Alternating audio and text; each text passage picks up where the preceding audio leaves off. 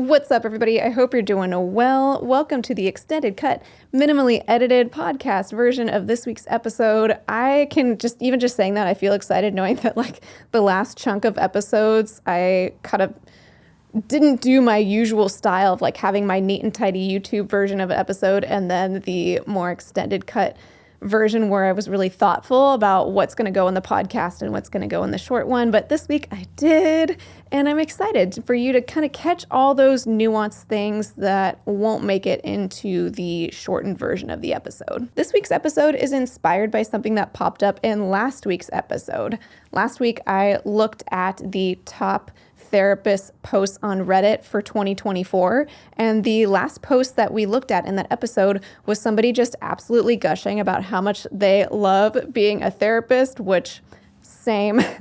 But it reminded me too of just how many people are feeling so unhappy in the work that we're doing. There's so much to this job than just whether you like being a therapist or not. There's aspects of your work environment, your personal life, whether you're working too much or getting underpaid. There could be any number of things. And so a lot of folks might really love aspects of this profession of being a therapist, but might also be feeling really unhappy as a therapist. And so I thought it might be helpful to make a little triage video. If you're feeling unhappy as a therapist, here are some steps you could consider running through to help you pinpoint what's going on and then potentially make some corrections, adjustments so that hopefully you don't have to just keep feeling this way. Of course, I have to give the disclaimer that this is not clinical professional advice, but this is loosely, I think, the list of steps that I would run through if I found myself feeling really unhappy in my job as a therapist. So I'm just sharing those with you, take it or leave it. But maybe there might be some helpful tools in here for you as well. First of all, I want to say if you clicked on this episode because maybe you're feeling unhappy, whether as a therapist or for any reason for that matter, I just want to send all my heart emojis your way. I hope you find this helpful and at the very least supportive and validating. Fortunately and unfortunately, we know you're not alone. We've talked about how satisfied therapists are with their career and profession before, and I've even taken poll data from folks, and there's a lot of folks who are feeling pretty unhappy. So there's clearly more to it than just there's something going on for you individually that's off. I think there is something more systemic happening, but it is really helpful to pause and see what's within our reasonable power so that we don't have to keep feeling this way. So I'm here for you. I hope you find this helpful. Unhappiness could mean a lot of different things, take a lot of different shapes and forms, and could be caused by a lot of different variables or maybe multiple variables all at the same time.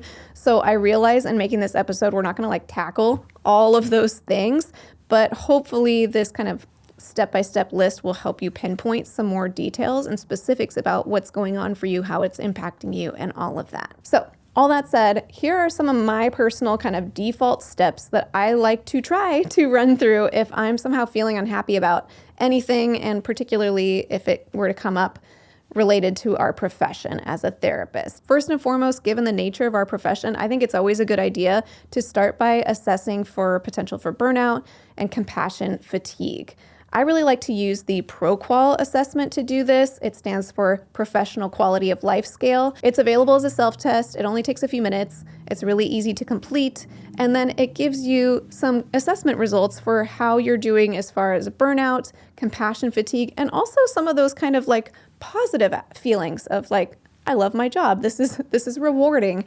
So if those things are out of balance, that's really helpful to kind of see that laid out in the ProQual. I've linked to the ProQual self-test in the description of this episode, so feel free to have at it. If you're finding things flagging in a self-assessment like the ProQual, if it's saying that you're approaching pretty extreme levels of burnout, then I would make some pretty aggressive changes right away. I don't think everyone who's feeling unhappy is necessarily going to flag extreme levels of burnout. However, some of you might. And when burnout is at play, to me, it involves a very different set of changes than what I'm going to talk about in the rest of this episode. So if you do the ProQual and you are clearly just burnt, you're toast, I would make a big pivot. You can pivot out of the rest of the tips of this episode and make some really aggressive changes to your work your career path within your reasonable power to help keep that burnout from spiraling into a much worse place. I've already made some episodes all about burnout, so I will link to those in the description as well. But even for those of us who aren't flagging like severe burnout on an assessment like the ProQual, it can kind of give us little clues, little signals. Like here's some little flags of spots where, maybe I'm feeling a little dissatisfied, a little overworked, a little this or that, and give us some sense of direction for where to go. Sometimes unhappiness in our career can come completely from things related to the career itself, our workplace, the work we're doing, that sort of thing. But sometimes unhappiness in our career can sort of be born out of unhappiness across a lot of different aspects of our lives. So after doing the ProQual, the next thing I would probably do is just sort of a check-in with myself is to run through the ACT Bullseye exercise. I'm not going to post an image here of the ACT Bullseye because it's copyrighted and I don't think I'm supposed to do that, I'm pretty sure, but I will link to where you can find the bullseye. And generally the concept is with the ACT Bullseye, you are looking at your values across different arenas of your life, maybe your relationships, your workplace, your personal life, health, things like that.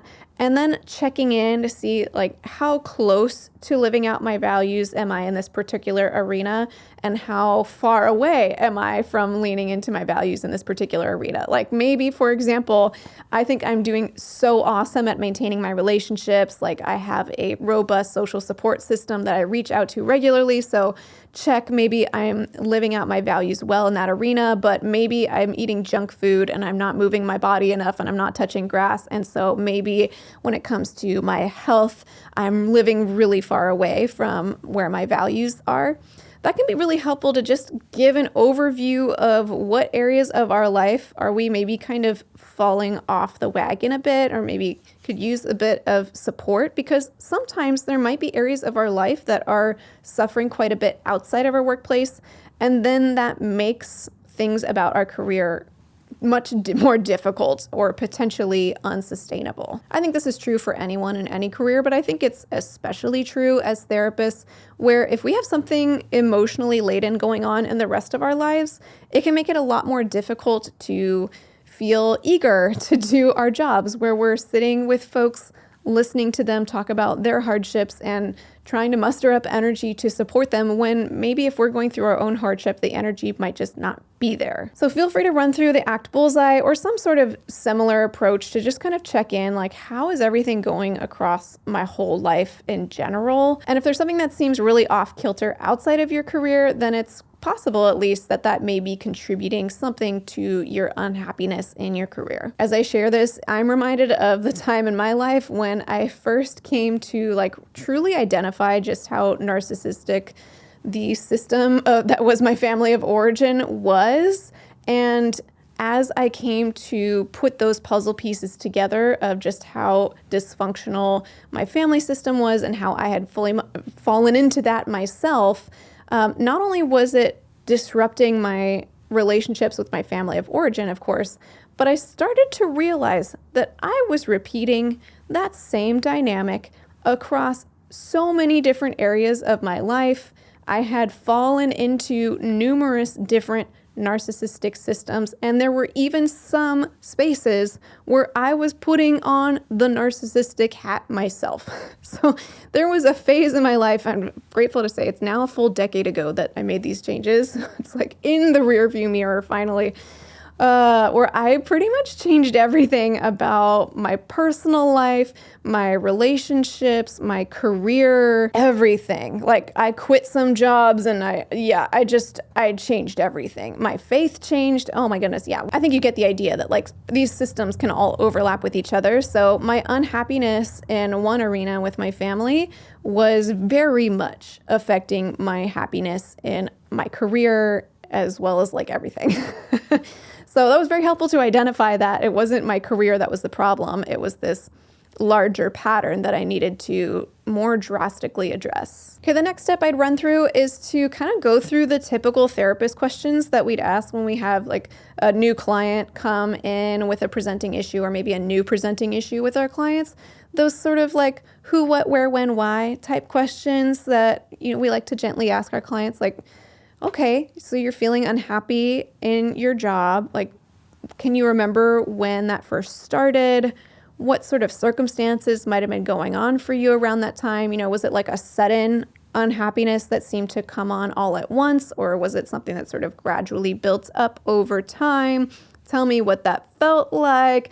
You know the drill, because we do this with our clients all the time. So try to put your therapist hat on and ask yourself these sorts of questions, or if that feels tricky because it's totally normal to not, it's harder to do this with ourselves than with somebody else, then you can invite a therapist friend to help you kind of run through these sorts of questions. Or you could pull up questions and answer them in a journal or something like that, just to kind of see, can we pinpoint what might have caused this, or what sorts of variables were also changing, at least at the same time that you started to feel unhappy. See if anything comes up, see if anything relates back to what we learned from the ProQual and the ACT bullseye, and hopefully you're starting to get some little pieces of data, some puzzle pieces. Maybe we don't have all the answers for what happened or what to do about it, but we're getting some clues by now, hopefully. And maybe for some of you, it might already feel crystal clear of oh my goodness, I see why I'm so unhappy. Now, aside from some of the reasons we talked about already, whether it's burnout and compassion fatigue, or things going on outside of your workplace that might be impacting how happy or satisfied you are with your career, there are definitely common reasons why therapists say they're unhappy. So I'm going to just list some of those reasons, and you can kind of check in with yourself to see if any of these might be at play for you. Reasons I often hear therapists give for why they're feeling unhappy with their work is being overworked, underpaid, or poorly treated. Or perhaps if you're working for yourself in a private practice setting, maybe along with being underpaid, not having enough clients. And even with not getting clients, there can be sub-threads within that of why someone's unhappy. I really hate marketing, even though I love the therapy work and I don't have any clients, but I hate the marketing part. So I don't have, I don't get to do the thing that I like. I'm just doing the thing that I hate, for example. And sometimes these different reasons can overlap with each other and have a compounding effect. I say sometimes, but I feel more often than not, if somebody's complaining about something like being underpaid in their workplace, there's a decent chance that they're also being overworked and poorly treated. The underpay is a type of poor treatment, but additional forms of poor treatment, being disrespected, mistreated, it's a lot. So definitely check in to see if any of the items on that list apply to you, make note of them, and then carry on to the next steps. Before we get into the next tip, I'd like to take a moment to thank today's sponsor, Powbox. Based on a poll that I put out last year, only 1/4 of therapists are confident that the email they're using is HIPAA secure. That means that 3 out of 4 therapists listening to this ad right now either aren't using HIPAA secure email or aren't sure if it's HIPAA secure. In 2023, I made the switch to Powbox, and it's been smooth sailing since. Powbox is the simplest, most effective solution for mental health professionals to seamlessly integrate HIPAA security into our email, all while using our favorite email provider. It's just running smoothly and quietly in the background, keeping any potential space invaders from interfering with your emails. If you'd like to check out Powbox for yourself, they're offering Private Practice Skills listeners a special discount. Just use coupon code SKILLS at checkout to get $250 off your first year with Powbox. Thank you again to Powbox for sponsoring this episode, and now to the next tip. Now for the next step, I'm going to put on my therapist hat for a second, if you'll let me, because there's this phenomenon I see happen so often with therapists where they get to this point where you're starting to maybe pinpoint some very likely reasons that are contributing to your unhappiness.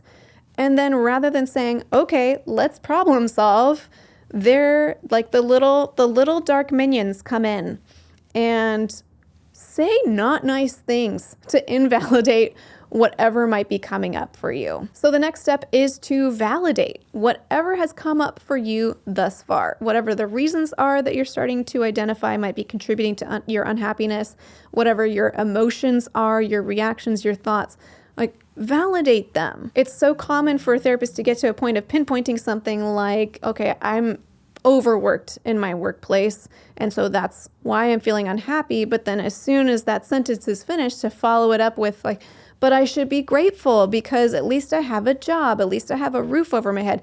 And yes, we should be grateful for all of those things. But sometimes that can just act as an invalidation, where then it gets followed up with some sentiment like, so I shouldn't be unhappy. And that just eliminates all the nuance from the experience of it. Like, it's okay to make space for acknowledging your gratitude for having whatever is going well or is positive, and have the nuance for saying, and yet there's some variables at play that are making it really difficult for me to feel happy despite all these positives that might also be true. And sometimes we can become quite self-critical with these things. Like, not only would we say something like, oh, I should be more grateful or have no reason to be unhappy, but we might start to internalize the critiques by saying things like, oh, I'm not strong enough, or I'm too sensitive, or there's something wrong about me that's making me feel this way, because maybe somebody else in my shoes would be feeling more grateful or more happy. Check in with yourself. See if you're giving yourself any of these kind of negating follow-up thoughts. Sometimes they're quite subtle, so we may need to phone a friend to kind of help us catch them. And let us just feel the way that we're feeling. Say, oh, I guess this thing that's happening is contributing to me feeling unhappy. And it's here. It is what it is. We don't need to invalidate it. I'm going to say something to you that I know you know because you're a therapist, but I'm saying it to you instead of you saying it to one of your clients. When we invalidate something that is one of our genuine experiences, it narrows the pathways that we have available to problem solve the situation. Because if we're saying like, okay, well, I should be happy with my situation the way it is, my unhappiness is invalid, well, then your hands are tied, because the solution is to just, feel happy while making no other changes. And it also invalidates our experience in general, which makes it harder and harder to actually see what's even going on to begin with. So when we validate our experience, even if we're already kind of like meandering sort of off track from what's really contributing to our unhappiness, when we validate, it sort of opens up the possibilities of being able to really see. It's like putting on glasses when things have been sort of out of focus for a while and saying, okay, can I really just take a look at this? Because whatever's here is valid, and I'm willing to see it. And then we can actually see it because we're validating ourselves. And even if that means we end up landing in a totally different hypothesis than where we started. Okay, so at this point, hopefully you've identified at least some potential contributing factors to your unhappiness. Maybe there's a whole list of variables, but you hopefully identified at least one possible variable. And my recommendation at this point is to make small, sustainable, incremental changes, and to give each change like a little trial period. Again, we know this because we're therapists. We teach our clients about this all the time, but sometimes it's hard to apply these things to ourselves. When we make small incremental changes, it's much more likely to, first of all, happen, because if you needed to make some giant change all at once, it's a lot harder to execute that plan. But if we make little incremental changes that make small approximations toward whatever final change we need, we're more likely to actually do those small changes. Also, as we implement each small change, we collect some data. Was that helpful? Was it a little helpful that I, decided to scale back on how many clients I'm seeing, for example? And if you still feel equally bad after scaling back just a little bit, well, that maybe tells us that there's more to the story. Or you feel so much better after scaling back a little bit. Maybe that was enough, or maybe you realize you need to scale back a little more. You get nuanced pieces of data, and sometimes that can also help reinforce any future changes that might be relevant to help you move towards happiness. And I like to say to give it a trial period, because that mindset just always helps me. It helps my clients, and I'm imagining it'll probably help you to say, you know what, I'm just going to try this thing out for a little bit. Now, I get some changes are not reversible. Like if you're quitting your job, which arguably isn't a small incremental change, but you usually can't unquit your job most of the time. But if it's something like I want to scale back my work hours, or I want to dabble in this other type of work, or maybe you're checking in with a boss and saying like, hey, can I shift away from less of this type of work and exchange it for doing a little bit more of that type of work? Can I do it as a trial period to see how I feel?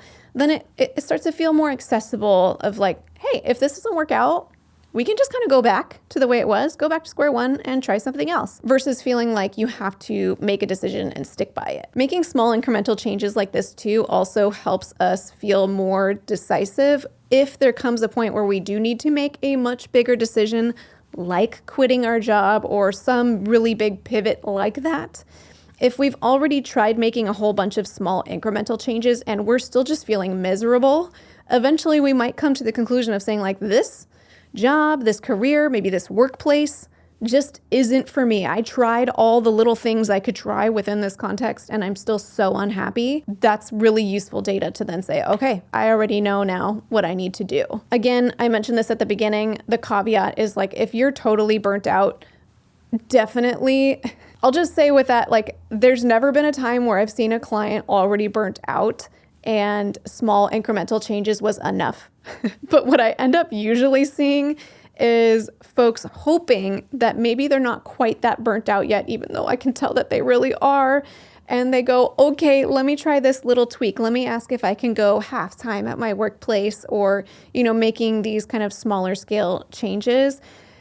And meanwhile, the burnout has already taken place. It'd be like, if the fire is already on fire in like one room of your house and you're trying to cope with it by being like, well, let me just like try closing the door to that room and see if it helps. And then I'll just keep going about my life and maybe it'll be fine. And it's like, no, the fire is going to keep burning unless you drastically do something to put it out and definitely evacuate that house so that you stay safe. Like, that's how I see burnout. So I'm just declaring that here because I know at least some folks are going to be at burnout levels. Watching this episode, it's helpful to assess that that's actually the case. And I suggest you walk alongside someone who knows your situation directly.